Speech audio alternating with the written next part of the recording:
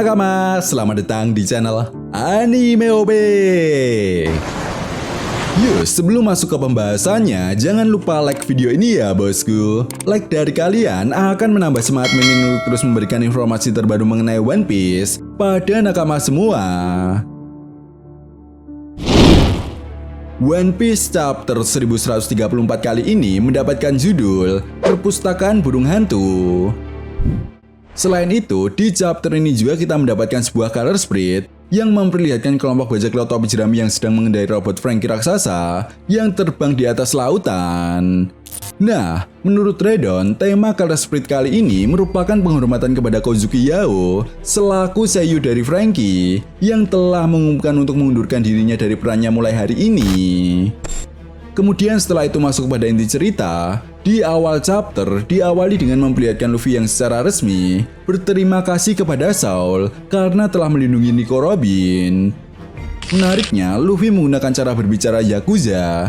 Kemudian Luffy mengulurkan tangannya sambil mengatakan kepada Saul, "Saul-Osan, aku tahu bawahanku berada di bawah perlindunganmu. Izinkan saya memperkenalkan diri."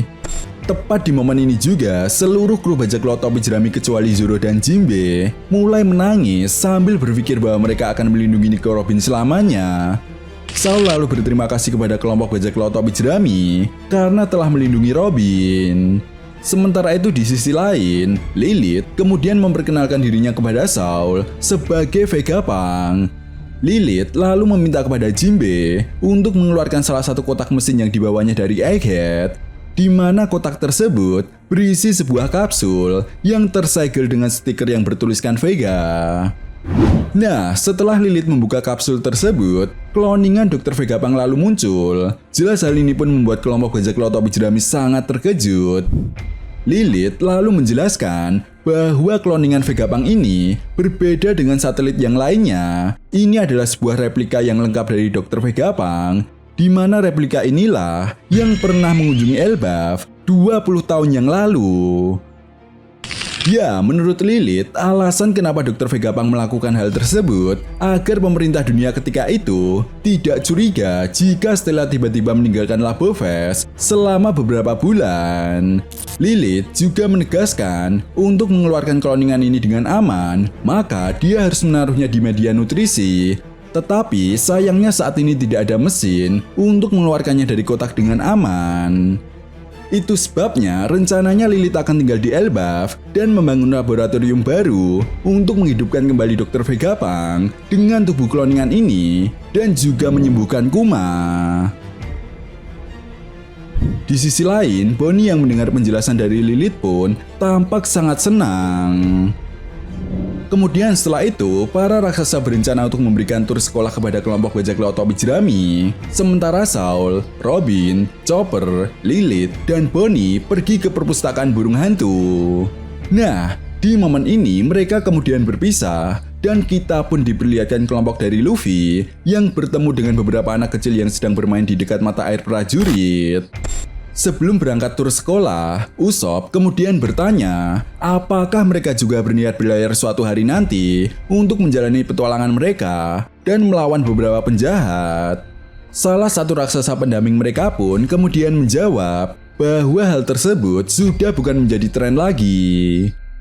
Nah, di momen ini juga, Luffy dan Usopp tiba-tiba terkejut saat mereka berdua mengetahui sedang berdiri di atas tubuh raksasa yang bernama Ripley.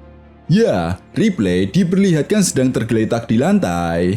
Di momen ini juga, kita diperkenalkan jika Ripley adalah seorang prajurit raksasa yang cantik dengan tato garis di wajahnya dan dia adalah guru biologi di Walrus Academy. Ya, Usopp lalu berteriak, "Kita menginjak raksasa, maafkan aku."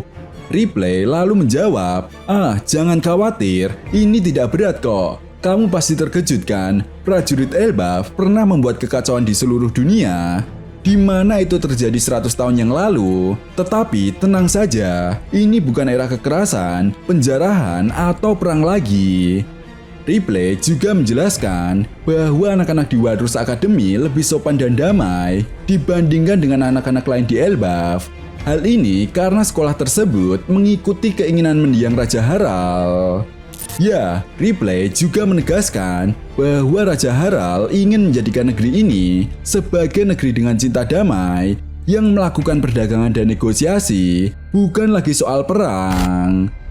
Namun sayangnya, keinginan Raja Harald ini membuat konflik dengan para petua yang ada di desa Elbaf, hingga suatu ketika Raja Harald dibunuh oleh putranya sendiri, dan saat ini negeri Elbaf tidak memiliki seorang raja.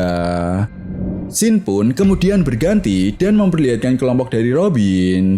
Nah, di sini mereka yang akan memasuki perpustakaan burung hantu. Tiba-tiba Sol memperingatkan kepada Robin untuk berhati-hati dengan buku yang sedang dipegang olehnya. Dan benar saja, tiba-tiba buku yang dipegang oleh Robin berubah menjadi besar. Bersamaan dengan hal tersebut, kita pun diperlihatkan sebuah halaman ganda yang sangat epik yang memperlihatkan perpustakaan burung hantu dan buku-buku raksasa yang ada di sekitar rak. Menariknya, di rak buku ini kita juga bisa melihat cabang-cabang pohon yang besar yang menggantung di sekitarnya. Selain itu, kita juga bisa melihat seekor burung hantu raksasa yang sedang tertidur di atas cabang pohon tersebut. Kemudian setelah itu, Sol lalu mengatakan kepada Robin dan yang lainnya, jika buku-buku ini memang sengaja bisa menjadi besar agar para raksasa bisa dengan mudah membacanya. Sol juga menceritakan bagaimana dirinya bisa membawa buku-buku O'Hara yang dilindungi 22 tahun yang lalu. Di momen ini juga, Robin kemudian mengingat perkataan Profesor Clover saat dirinya berusia 2 tahun. Ya, ketika itu, Profesor Clover pernah mengatakan kepada Robin, ini adalah perpustakaan terbaik di dunia. Apa kamu menyukai buku, Robin? Nah, setelah Robin mengingat perkataan Profesor Clover, Sol lalu mengatakan kepada Robin, aku sangat senang bahwa hari ini aku bisa menunjukkan semua ini kepadamu, Robin. Nah, setelah itu cerita lalu beralih menunjukkan keadaan yang terjadi di dunia bawah Pulau Elbaf, tempat di mana Pangeran Loki sedang dipenjara. Yap, di momen ini kita bisa melihat Pangeran Loki yang sedang berbicara dengan seseorang yang bernama Mosa. Namun sayangnya belum diketahui secara detail bagaimana wujud dari Mosa ini. Tetapi yang jelas, Mosa dikatakan sebagai teman dari Pangeran Loki yang dia kenal melalui Denden Musi. Yap, rupanya Loki ini telah berbicara dengan Mosa sejak lama melalui Denden Musi, dan akhirnya mereka berdua bisa bertemu secara langsung.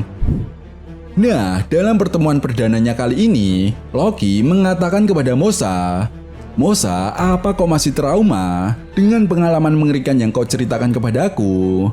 Mosa lalu menjawab, ya, aku masih terguncang olehnya.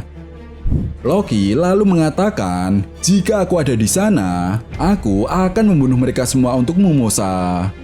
Nah, belum diketahui pasti ya bosku. Sebenarnya peristiwa apa yang terjadi kepada Mosa hingga dia pun sampai menceritakannya kepada Loki.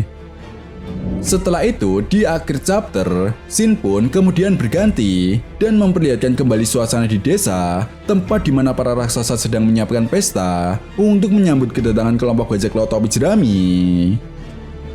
Ya, di momen ini, Dory, Brogy, dan para raksasa yang lainnya terlihat sudah sangat mabuk berat akibat minum terlalu banyak. Dan di saat yang bersamaan, tiba-tiba petir hitam menyambar kastil desa. Ya, dalam sebuah halaman ganda yang sangat epik, kita bisa melihat bahwa sebuah lingkaran sihir telah muncul di ruangan singgasana di dalam kastil, di mana lingkaran sihir ini sama persis seperti yang kita lihat di Egghead ketika kemunculan para Gorosei. Namun menariknya, lingkaran ini tidak memiliki nomor.